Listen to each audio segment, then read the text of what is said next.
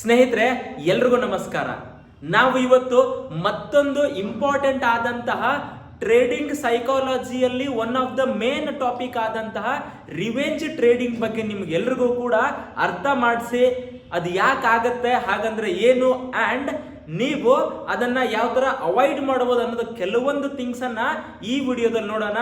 ಒಂದಂತೂ ಶೂರ್ ಸ್ನೇಹಿತರೆ, ಈ ವಿಡಿಯೋ ಆದ್ಮೇಲೆ ನಿಮಗೆ ನಿಮ್ಮ ಟ್ರೇಡಿಂಗ್ ಸ್ಟೈಲ್ ಬಗ್ಗೆ, ಓ ಸರ್ ನಾನು ಇದನ್ನ ದಿನ ಮಾಡ್ತೀನಿ ಬಟ್ ನನಗೆ ಗೊತ್ತಾಗ್ತಿಲ್ಲ, ಇದೇ ಮಿಸ್ಟೇಕ್ ನಾನು ಮಾಡ್ತಿರೋದು ಅಂತ ನೀವೆಲ್ಲರೂ ಅಂತೀರಾ. ಸೊ ದ್ಯಾಟ್ ನನಗೂ ಕೂಡ ಅನ್ಸುತ್ತೆ ನಿಮ್ಗೆ ಇದು ಹೆಲ್ಪ್ ಆಗುತ್ತೆ ಅಂತ. ಹಾಗಿದ್ರೆ ನೋಡೋಣ ಏನ್ ರಿವೆಂಜ್ ಟ್ರೇಡಿಂಗ್ ಅಂದ್ರೆ.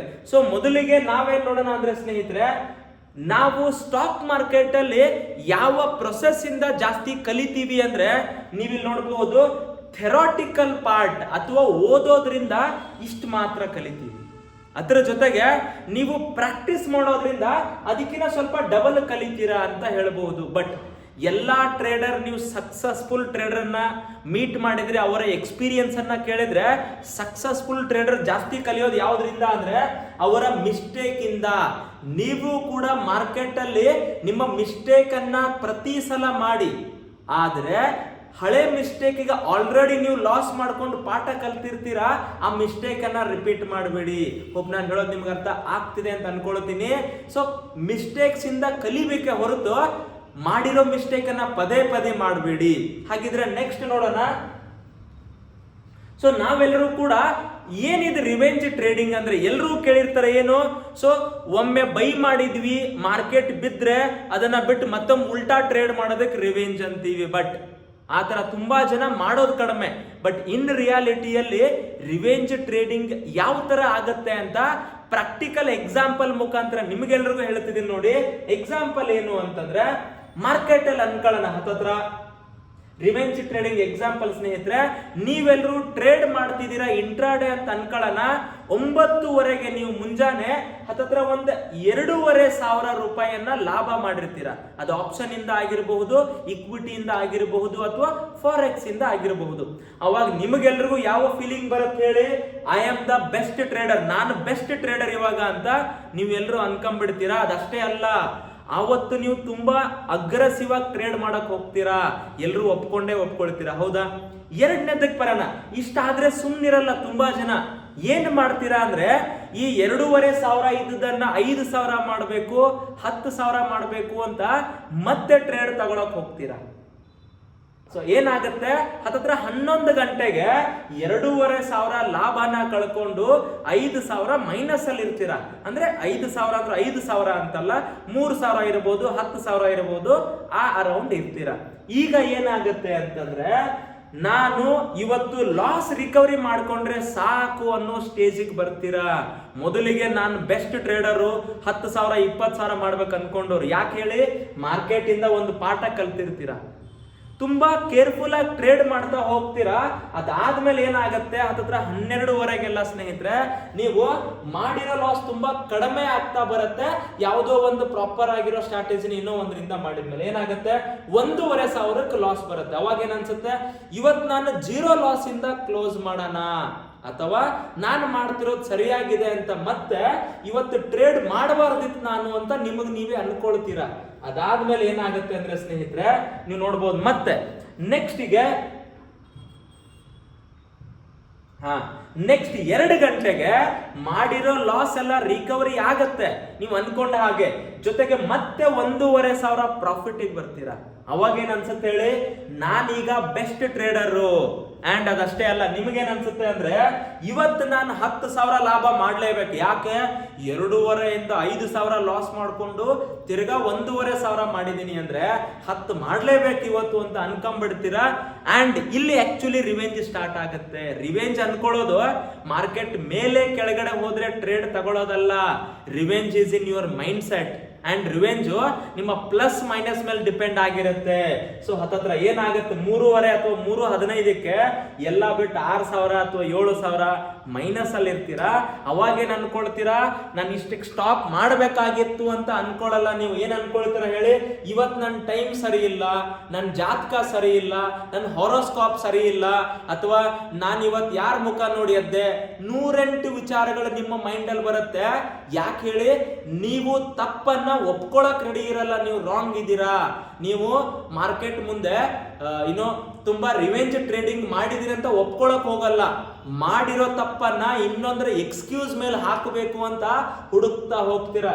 ಇಲ್ಲೇನ್ ನೋಡಿದಿರಲ್ಲ ಅಥವಾ ಏನ್ ಎಕ್ಸಾಂಪಲ್ ಕೇಳಿದ್ರಿ, ನೀವು ಇದೇ ತರ ಮಾಡಿದ್ರೆ ಎಸ್ ಸರ್ ನಾನು ಇದೇ ತರ ಮಾಡಿನೇ ದುಡ್ಡು ಕಳ್ಕೊಳ್ತಿದ್ದೀನಿ, ಅಥವಾ ಹೌದು ಸರ್ ನೀವು ಹೇಳಿದ್ದು ಸರಿ ಇದೆ ಅಂತ ಕಮೆಂಟ್ ಅಲ್ಲಿ ಹಾಕಿ ನನಗೂ ಕೂಡ ನೋಡಿ ಎಷ್ಟು ಜನಕ್ಕೆ ಈ ವಿಡಿಯೋ ರಿಲೇಟ್ ಆಗುತ್ತೆ ಅಂತ ನಾನು ಕೂಡ ನೋಡ್ತೀನಿ. ಹೌದಾ? ಸೊ ಬೇಗ ಕಮೆಂಟ್ ಮಾಡಿ ಹೇಳಿ, ನಾನು ಹೇಳಿರೋ ಪಾಯಿಂಟ್ ಒಪ್ಕೊಳ್ತೀರಾ ಅಂತ. ಹಾಗಿದ್ರೆ ಇದರಿಂದ ಓವರ್ಕಮ್ ಮಾಡೋದು ಹೇಗೆ ಸರ್? ನನಗೆ ಇವು ಹೇಳಿದ್ದು ಕರೆಕ್ಟು, ಇದು ನನಗೆ ಇವತ್ತು ಗೊತ್ತಾಯ್ತು ನಾನು ಮಾಡ್ತಿರೋ ಮಿಸ್ಟೇಕು, ಬಟ್ ನಾನು ಇದನ್ನ ಹೇಗೆ ಓವರ್ಕಮ್ ಮಾಡಬೇಕು, ಇದನ್ನ ಹೇಗೆ ತಡಿಬೇಕು ಅಂತ ಅಂದ್ರೆ, first important point, I repeat, first ಇಲ್ಲಿಂದ ನೀವು ಯಾವ ತರ ಮೂವ್ ಆಗಬೇಕು ಅಂತಂದ್ರೆ ಸ್ನೇಹಿತರೆ, ನೆಕ್ಸ್ಟ್ ನೀವು ನೋಡಿ ಏನು, ಎಲ್ಲರೂ ಕೂಡ ಎಲ್ಲರ ಟ್ರೇಡಿಂಗ್ ಸ್ಟೈಲ್ ಅಲ್ಲಿ ಮೊದಲನೇ ತಿಂಗಳು ಅಥವಾ ಮೊದಲನೇ ವಾರ ಅನ್ಕೋಬಹುದು, ಎನಿ ಟೈಮ್ ನೀವು ಯಾವಾಗ ಟ್ರೇಡ್ ಮಾಡಕ್ ಶುರು ಮಾಡಿರ್ತೀರೋ ಗ್ರೀನ್ ಗಿನ ಜಾಸ್ತಿ ರೆಡ್ಡೇ ಇರುತ್ತೆ. ಅದರ ಅರ್ಥ ನೀವು ರೆಡ್ ಅಲ್ಲೇ ಹೋಗ್ತೀರಾ, ಲಾಸೇ ಆಗೇ ಆಗತ್ತೆ ಮುಂದೇನು ಅಂತ ಅಲ್ಲ.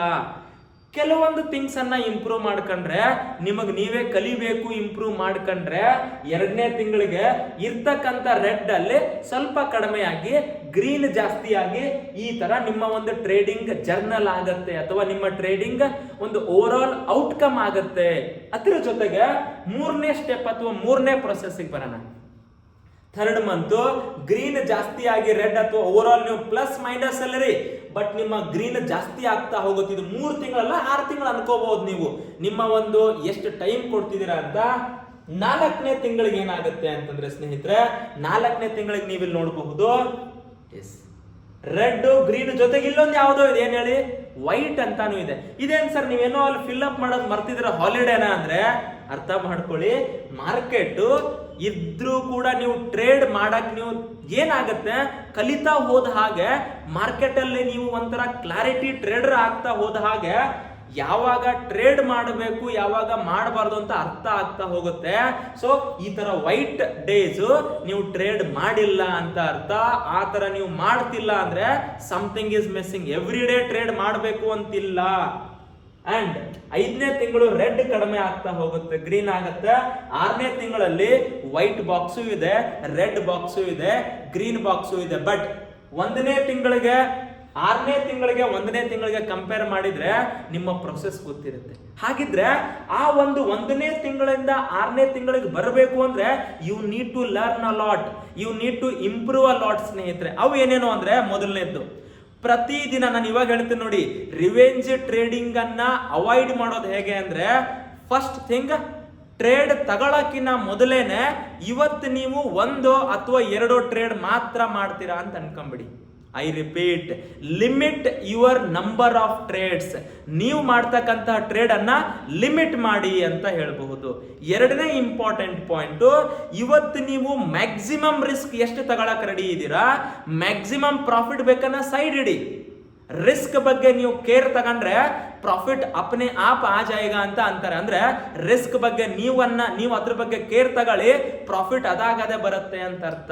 ಅದು 2ನೇ ಪಾಯಿಂಟ್. 3ನೇದ್ದು, ಇಲ್ಲಿ ಗ್ರೀಡಿನೆಸ್ ಬರಬಾರದು. 1,500, 2,000, 3,000 ಕಲಿತ್ರ ಸಾಕು. ನಾಳೆ ಇನ್ನೂ ಇದೆ, ನಾಡಿದ್ದು ಇದೆ, ಅದ್ರ ಮೇಲೆ ಫೋಕಸ್ ಮಾಡಿ. ಇವತ್ತೇ ನಿಮ್ಮ ಹಳೆ ಲಾಸ್ ಅನ್ನ ರಿಕವರಿ ಮಾಡ್ಕೊಳ್ಳೋದು, ಇವತ್ತೇ ನಾನು 10,000, 1 ಲಕ್ಷ, 5 ಲಕ್ಷ ಗಳಿಸ್ತೀನಿ ಅನ್ನೋದು ಬೇಡ. ಯಾಕೆಂದ್ರೆ ಕಡಿಮೆ ಟ್ರೇಡ್ ಜಾಸ್ತಿ ಪ್ರಾಫಿಟ್ ಅನ್ನ ಕೊಡುತ್ತೆ, ಜಾಸ್ತಿ ಟ್ರೇಡ್ಸ್ ಲಾಸ್ ಅನ್ನ ಮಾಡುತ್ತೆ ಅಂತ ಹೇಳ್ಕೋಬಹುದು. ಸೊ ಇದು ಓವರ್ ಆಲ್ ನಿಮಗೆ ರಿವೆಂಜ್ ಟ್ರೇಡಿಂಗ್ ಬಗ್ಗೆ. ಹೋಪ್ ನಿಮಗೆ ಈ ವಿಡಿಯೋ ಹೆಲ್ಪ್ ಆಗ್ತಿದೆ ಅಂತ ಅನ್ಕೊಳ್ತೀನಿ. ನಾನು ಹೇಳಿದ್ದು ಸರಿಯಾಗಿದೆ, ನೀವು ವಿಡಿಯೋ ಮುಖಾಂತರ ಏನಾದ್ರು ಕಲ್ತಿದ್ರೆ ಕಮೆಂಟ್ ಅಲ್ಲಿ ನೀವೇನು ಕಲಿತ್ರಿ, ಯಾವ ಒಂದು ಹಳೆ ಮಿಸ್ಟೇಕ್ ಅನ್ನ ಅವಾಯ್ಡ್ ಮಾಡ್ತೀರಾ ಅಂತ ಹೇಳೋದನ್ನ ಮರಿಬೇಡಿ. ಇದು ಇನ್ನೊಬ್ಬರಿಗೂ ಕೂಡ ಹೆಲ್ಪ್ ಆಗುತ್ತೆ. ಜೊತೆಗೆ ಮುಂದಿನ ವಿಡಿಯೋ ಏನಾದ್ರೂ ನಾವು ಯಾವ ಟಾಪಿಕ್ ಮೇಲೆ ಮಾಡಬೇಕು ಅಂತ ನಿಮಗೆ ಅನ್ಸಿದ್ರೆ ಆ ಟಾಪಿಕ್ ಕೂಡ ಹಾಕಿ.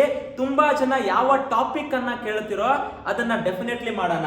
ಅಂಡ್ ಅದರ ಜೊತೆಗೆ ನೀವೇನಾದ್ರೂ ಸ್ಟಾಕ್ ಮಾರ್ಕೆಟ್ ಅನ್ನ ಫಾರೆಕ್ಸ್ ಟ್ರೇಡಿಂಗ್ ಅನ್ನ ಕನ್ನಡದಲ್ಲಿ ಕಲಿಬೇಕು ಅಂತ ಇದ್ರೆ ಸೊ ನಾವು ನಿಮಗೆ ಆನ್ಲೈನ್ ಮತ್ತೆ ಆಫ್ಲೈನ್ ಎರಡೂ ಕ್ಲಾಸ್ ಮುಖಾಂತರನೂ ಕೂಡ ಹೇಳಿಕೊಡ್ತೀವಿ. ಕನ್ನಡದಲ್ಲಿ ಹೇಳ್ಕೊಡ್ತೀವಿ, ನಿಮಗೆ ಅರ್ಥ ಆಗೋ ಲ್ಯಾಂಗ್ವೇಜ್ ಅಲ್ಲಿ ಮಿಸ್ ಮಾಡಬೇಡಿ. ಅದಕ್ಕೋಸ್ಕರ ನೀವೇನಾದ್ರೂ ಆಫ್ಲೈನ್ ಅಲ್ಲಿ ಕಲಿಬೇಕು ಅಂತ ಅಂದ್ರೆ ಆಫ್ಲೈನ್ ಅಲ್ಲಿ ಅಂದ್ರೆ ಹುಬ್ಬಳ್ಳಿ ಇನ್ಸ್ಟಿಟ್ಯೂಟ್ ಅಲ್ಲಿ, ನಮ್ಮ ಕಲಬುರಗಿ ಇನ್ಸ್ಟಿಟ್ಯೂಟ್ ಅಲ್ಲಿ, ಬೇಗ ಬೆಂಗಳೂರಲ್ಲೂ ಕೂಡ ನಾವು ಆಫೀಸ್ ಓಪನ್ ಮಾಡ್ತಿದೀವಿ, ಅಲ್ಲೂ ಕೂಡ ನೀವು ಕಲಿಬಹುದು. ಸೊ ದಟ್ ನಿಮಗೆ ಪ್ರಾಪರ್ ಆಗಿ ಗೈಡೆನ್ಸ್ ಸಿಗುತ್ತೆ. ನೀವೇನಾದ್ರೂ ಕಲಿಬೇಕು ಅಂದ್ರೆ ಇಲ್ಲಿರ್ತಕ್ಕಂತಹ ನಂಬರ್ ಅನ್ನ ಎನಿ ಟೈಮ್ ರೀಚ್ ಔಟ್ ಮಾಡಬಹುದು. ನಿಮಗೆ ಕೋರ್ಸ್ ಬಗ್ಗೆ ಡೀಟೇಲ್ಸ್ ಅನ್ನ ಅವರು ಹೇಳ್ಕೊಡ್ತಾರೆ ಸ್ನೇಹಿತರೆ. ಹೌದಾ? ಸೊ ಇದಾಗಿತ್ತು ನಮ್ಮ ಇವತ್ತಿನ ವಿಡಿಯೋ. ರಿವೆಂಜ್ ಟ್ರೇಡಿಂಗ್ ಅನ್ನ ಎಷ್ಟಾಗತ್ತೆ ಅಷ್ಟು ಅವಾಯ್ಡ್ ಮಾಡಿ, ಮಾರ್ಕೆಟ್ ಜೊತೆ ಜಿದ್ದಿಗೆ ಬೀಳಬೇಡಿ, ಅಂಡ್ ದಿನ ಸಿಕ್ಕಾಪಟ್ಟೆ ಟ್ರೇಡ್ ಮಾಡೋದನ್ನ ಅವಾಯ್ಡ್ ಮಾಡಿ, ಕಡಿಮೆ ಟ್ರೇಡ್ ಮಾಡಿ ಜಾಸ್ತಿ ಪ್ರಾಫಿಟೇಬಲ್ ಆಗಬಹುದು ಅಂತ ಹೇಳ್ತಾ, ಮುಂದಿನ ಒಂದು ಟಾಪಿಕ್ ಬಗ್ಗೆ ನಿಮಗೆ ಯಾವುದು ಬೇಕು ಅಂತ ಕಮೆಂಟ್ ಸೆಕ್ಷನ್ ಅಲ್ಲಿ ತಿಳಿಸಿ. ಮತ್ತೆ ಸಿಗೋಣ ಸ್ನೇಹಿತರೆ ಮತ್ತೊಂದು ಉಪಯುಕ್ತವಾದಂತಹ ವಿಡಿಯೋದಲ್ಲಿ.